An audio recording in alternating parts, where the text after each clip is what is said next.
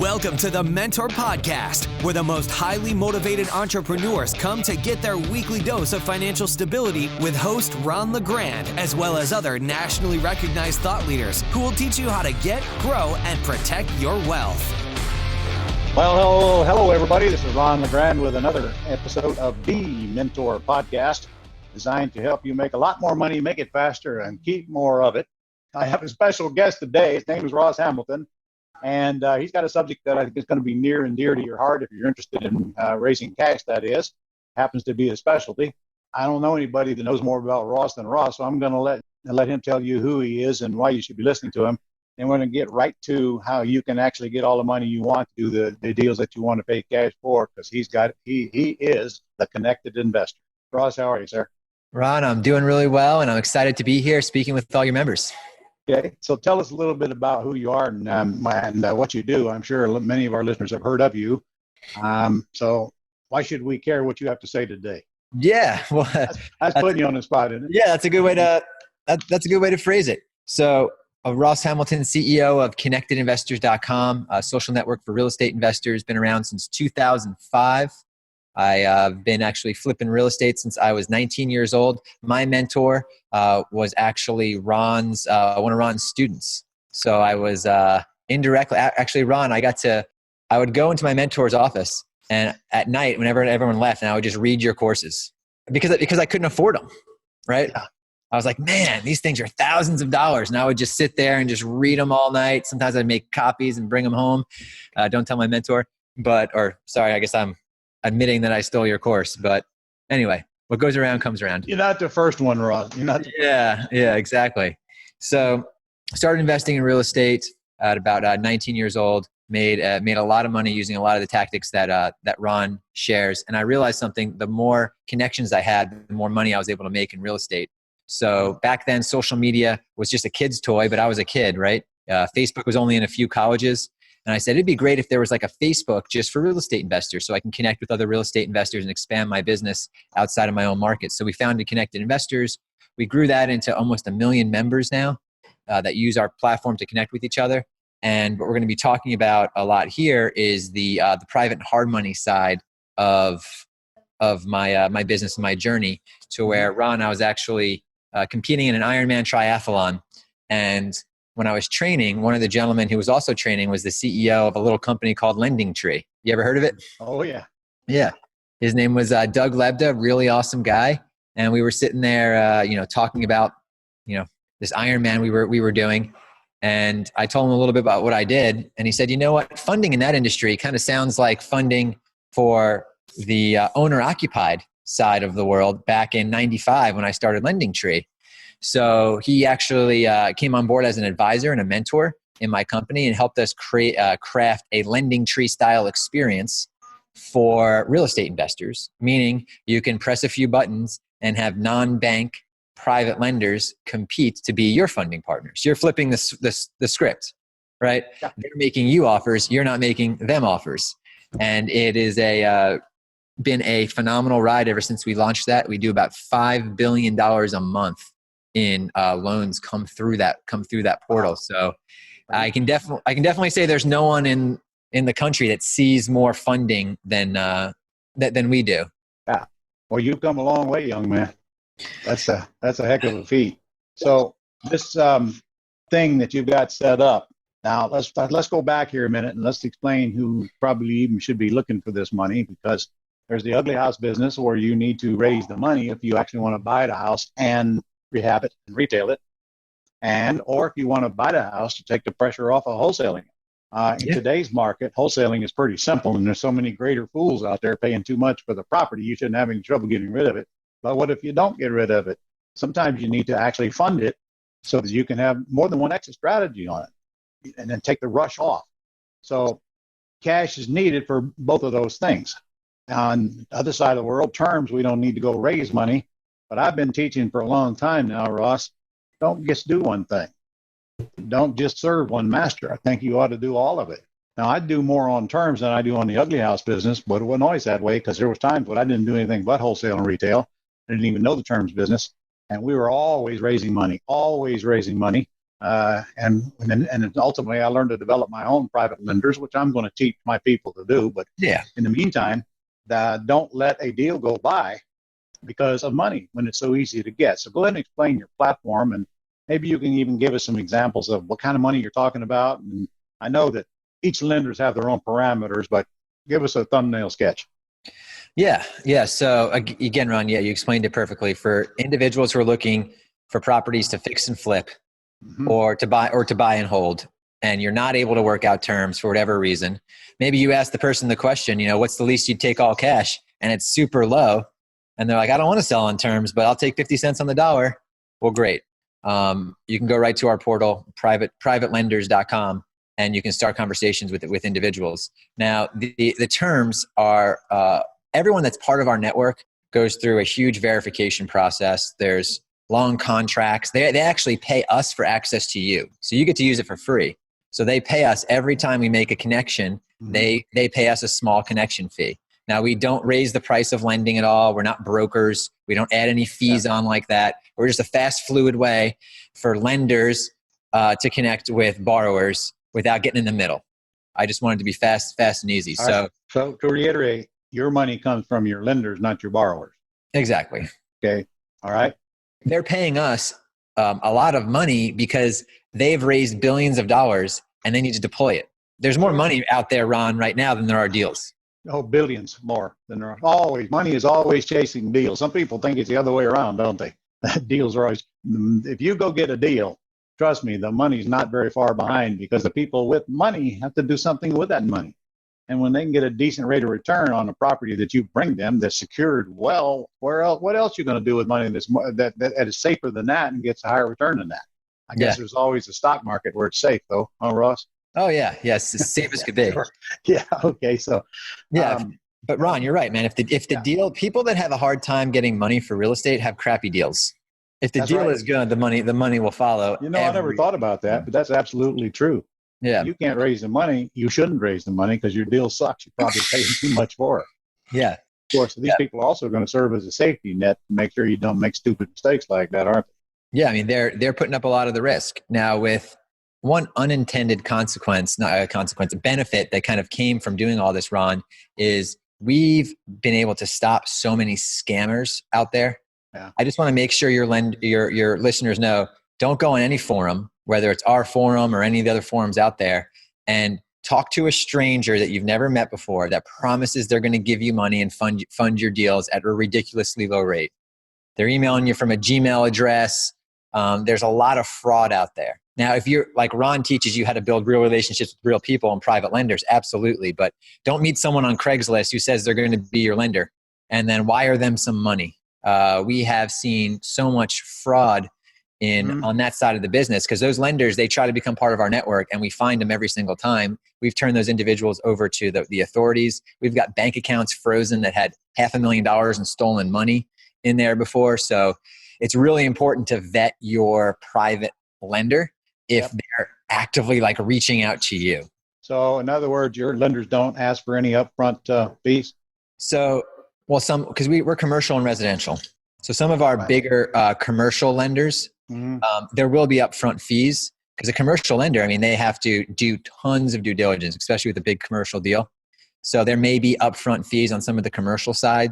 On the residential side, I don't see upfront fees or hear anyone complaining about them often. There might be I think one of our old lenders had like $199 application fee for reasons here or there, but nothing in the thousands of dollars of nothing crazy. And think about it. If you're buying access to borrowers through us and you have a upfront fee and the other one doesn't, you're going to go with the person who isn't charging you the fee up front. That's kind of what you're giving them as a cafeteria of lenders to choose from, aren't you? They're bidding for your business. Yeah, exactly. Good. Okay. So there's a little bit of a magic sauce there. Lenders just cut right to the bottom because they know they're competing. They're not BSing you. So they're giving you the best rate and terms that they can because they know they're competing with other individuals. And it puts you in the driver's seat. But good. Well, I ask you that. By the way, if you go to the bank to get a commercial loan, they're going to want some upfront fees to apply toward their due diligence, especially get to an appraisal point. But I want to make that point because you're absolutely correct. That business especially in the commercial side, is just full of thieves that'll take your money and deliver absolutely nothing. And of course, how do you think I know that? Doing multiple commercial projects prior to the 2008 massacre. Learned that lesson the hard way. All right, so let's say I want to, first I got to go to your site and join your network. No, you don't have to join. You just go to privatelenders.com. So I need to get a loan. I need to get a project. Yeah. And then I assume you have a form. They just put the information in, and then it gets distributed to your network, and then whoever's interested replies. Exactly. They'll call you. They'll email you. Yeah. Okay. So then they get a hold of us, and they tell us what they will do. And then we tell them okay or not okay. And are we going to get these people responded to us pretty quickly, pretty much all at the same time, Ross? The answer is it depends. It depends on when you're going through that form. What lenders like is they like someone who has past experience. Yeah. If you go through our form and you've never done a deal, you have no money that you can put down toward the property, and you have a house in Alaska, your responses are going to be a little bit slow. Right. We have 100% match rate right now. So you will get a response. But if you're in California or Florida, you have half a brain in your head and you have some money to put down, you're going to be getting phone calls very quickly. During business hours, you'll get them back a lot quicker. But there are some lenders that if you go through at 11 p.m. at night, you'll get a call at 11:02 p.m. and they want to make sure to get in touch with you. So it depends on the time zones and weekend versus weekday, how fast you get a call. All right. But you'll get a call. So what if I want to do a deal? Because I don't have money to put down, but I am getting it at a good price. So when you go through the application process, if you don't have money down, we have two types of lenders.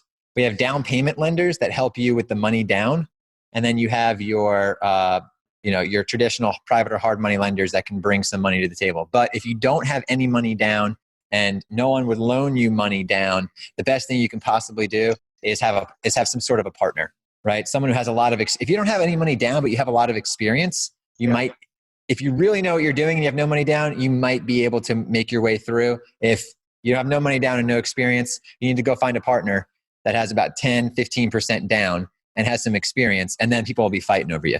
Okay. And of course, if I do have the experience, I'm pretty much going to be able to name my terms if the deal makes any sense. Yeah. Right. These lenders want to keep people with experience. They're looking at you as not one deal. They're like, okay, if I do a good job with Ron this time, right, I want to keep funding all of his deals. So are all your lenders going to charge points? Some of them charge points. What's the deal? Lenders are in the business to make money, right? So they have to make sure they're going to make money. There are going to be points. There's going to be an interest rate. There's going to be a term on paying the money back within this period of time. But the points, the interest rate, and the term, every lender is slightly different. It's kind of all over the board. A lot of the introductory rates that you see lenders post on their site are usually all BS. Yeah. You're going to be paying a few points, and you're going to be paying. I'm told I'm not supposed to even ever say rates or terms because I'm not a licensed lender. But you're going to be paying. You're going to be paying some money for your money. That's definitely how it works. Yeah, but let me give you a little story about me. You may or may not even know. Back when I started in 1982, of course, I had no money or no credit and no experience. But I found a broker who lent me private money from people he knew. Now, I paid 18% interest. I paid 10 points. That's 10% of the loan. And I paid 6 months interest prepayment penalty when I paid the loans off. 10 points. So, you know what I discovered? After a while, I discovered that the cost of money was irrelevant. The availability of it, however, let me do a lot of deals I would have never done if I hadn't met this guy. Wow. I worked with him for several years, and I hated paying those costs. So I only borrowed 76 loans from him before I quit. It took me 3 years to figure out I can go get that money myself. So I'm telling all of you listening, sooner or later, you're going to go get the money yourself.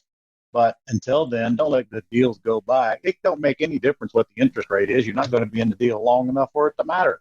Yeah, exactly. And if you have to pay a few points coming on the front end, so what? Isn't that better than having a partner put up the money and giving them 50% of the deal? Exactly. So the good news is you get the put the deal out there. They get the shop, and they tell you what they'll do. And if you don't like it, you don't take it. And if you do like it, you take it. But don't let a few dollars make the decision and make you lose $40,000 or $50,000 in profit while you're trying to pinch pennies. Yeah. And what a lot of people do who are new and they don't have necessarily the money, if they have a deal, they'll go to a private investor, like a local private investor, some of the in some of the ways that you teach, Ron, and they say, hey, listen, I'll bring 80% of the money up. I just need you to bring 20% down. Help me with 20% down. I'll bring the 80%. They're getting the 20% from that person, paying them whatever. It doesn't matter. It's pay them 18% at 20,000. Who cares? And then they're using that money to go get the rest of the money. So if the deal's good, you can make it work. So anyway, it doesn't cost anything to apply, right, Ross? No, doesn't cost anything to apply. Got nothing to lose, right? Yeah, exactly. All right. Okay, Yeah. so give me that site again. Yeah, privatelenders.com. All right. Is there anything else you want to add here before we get off the phone? No, man. I'm just excited for you guys to see how modern funding has become. You don't need your social security number. You don't need there's no credit check on this side of the house because they don't care about your credit. It's all about That's good to know. Yeah, we didn't discuss that. That's very good to know. So I don't want your social. So it's you just kind of go right through the platform, keep it easy, and definitely check it out. Yeah, your lenders work on collateral. They really don't care that much about your credit. Credit can go bad anytime. So all right. So in that light, if you guys want some information, if you're new and you're your first podcast, perhaps, and you want to hear what we can do in Planet Ron, go to thementorpodcast.com and you'll find all kind of free stuff on there. And I understand you're going to put some free stuff on there too, aren't you? Yeah. What are you going to give us? Yeah. Well, I have a full, I basically wrote the book on funding. So a lot of the stuff that we talked about here, I'll just give you the full book. It sells on Amazon for $20, but I'll give you a special link where you can get it for free. Free is good. Yeah, free is good. Just make sure you read it. Right. Guys, go to thementorpodcast.com and you'll find it right there. It'll give you the link to get right to Ross's book. You mean if I get your book, I actually got to read it? That sucks. Yeah, I hate giving away things for free when people don't use them. Right? You don't have it in audio form yet? Yeah, it's in audio as well. Oh, okay. Good. So I guess you're right. You can listen to it. All right. So any last word of advice for our listeners before we get off? Listen to this guy. Take action. Like I said, he mentored my mentor.